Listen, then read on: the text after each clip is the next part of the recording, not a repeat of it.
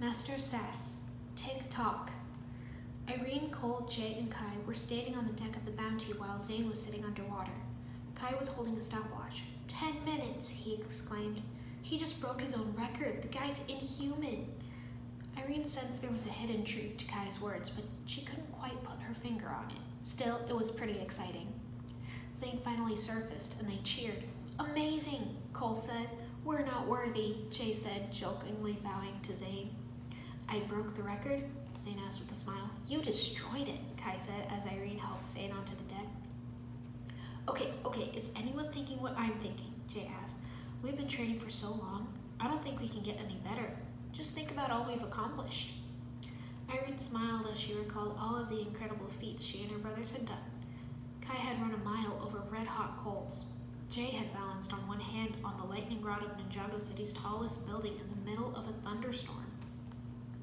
Cole had become so strong he was able to lift not only all the weights on board, but Nia and Jay on top as well. As for Irene, she'd gotten so fast and agile she could complete the training course in 30 seconds blindfolded. The question should be raised. Perhaps we have reached our full potential, Zane said. Let's go ask Sensei, Irene said. They ran to Sensei Wu's room, the boys bragging about how many push-ups they did each morning, which they didn't. They entered and Cole asked, Sensei, what does true potential look like if... He stopped and they all froze. Sensei was packing away an old training katana, looking pensive. Our apologies, Sensei, we've interrupted you, Zane said. I am sorry if I've been distant lately, Wu said. My mind has been elsewhere since Lloyd has gone missing. He turned to his students. What can I help you with? Sensei, Cole said, what if we've done enough training? What if we've reached our true potential? What if we're ready? Wu chuckled. You might have reached peak physical condition, but you've yet to reach your inner potential. In each and every one of us, there are obstacles that hold us back. Only when you conquer that fear will your heart be free. Only then will you reach your true potential. Only then will we have a fighting chance to stop the Serpentine from releasing the Great Devourer. He turned away again. There's more to the story than you're telling us, Sensei, Irene said softly. What is it? Wu sighed. I too have obstacles within my own heart. There's a story I've never told you. He took a deep breath and began to tell them. Long ago, when I was a young boy, Garmadon and I were more than brothers.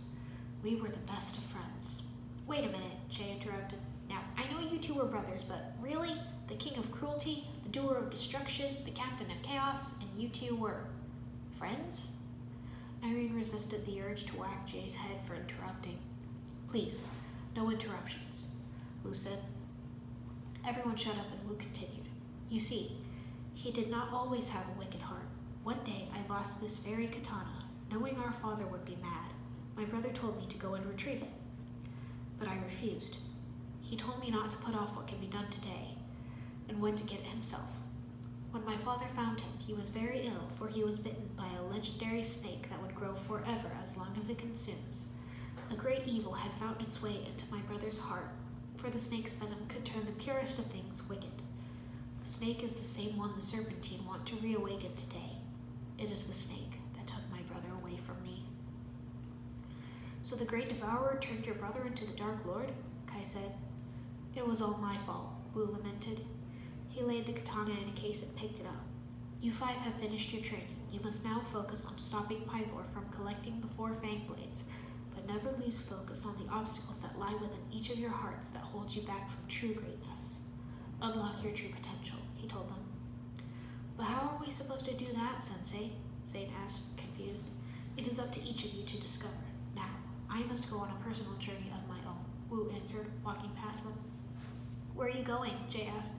To a place you cannot follow, Wu replied. If you're going for Lloyd, the city of Ouroboros is filled with hundreds of Serpentine. You'll never do it alone, Cole pointed out. I am going to find someone who can be of aid, Sensei said. The Serpentine have united and grown stronger, and we will need all the help we can get. They dropped him off on a mountain and said goodbye, watching him walk away. Irene sighed. I guess it's up to us now. Sensei won't be here to remind us to train or do chores, she said. Oh yeah, Jay said. He's not going to come wake us at the crack of dawn so we can sleep in, we can stay up late and play video games all day and... Why are you grinning like that, Irene? Irene had a smug smile on her face. You didn't let me finish, Jay, she said. Sensei might not be here to wake us early and remind us to train and do chores, but I am. Nia laughed as Jay groaned. Kai smirked. You can't make us do anything if we don't want to, he taunted. But she has a point, Zane interjected. We have to be responsible for ourselves. Ha! Thank you, Zane, Irene crowed. Now let's go start our search for those fang blades.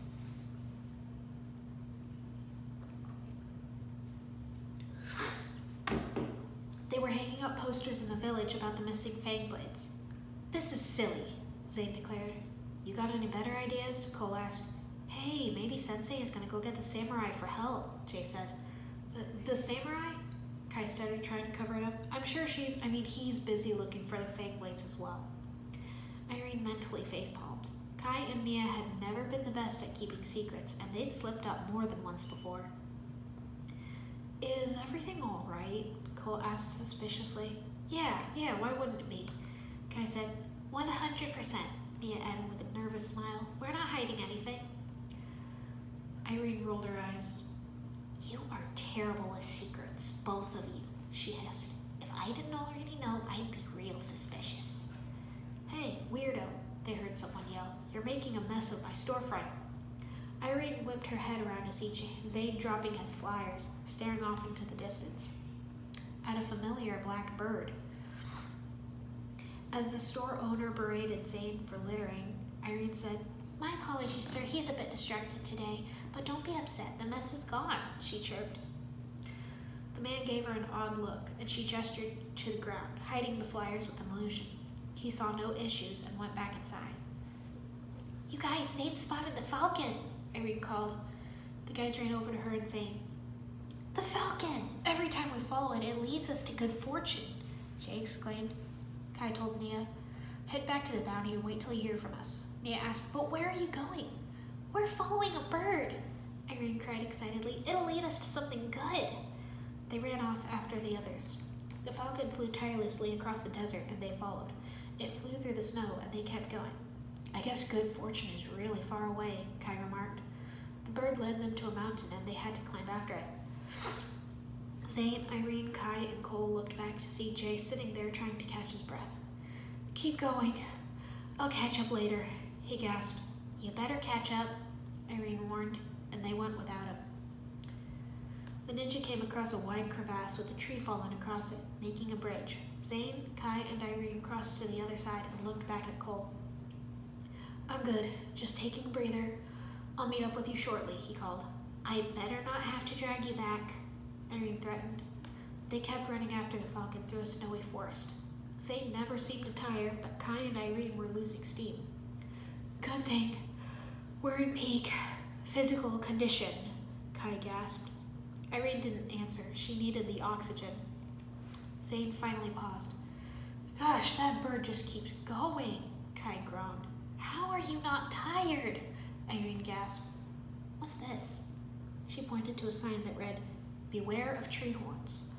I am not familiar with a tree horn, Zane said.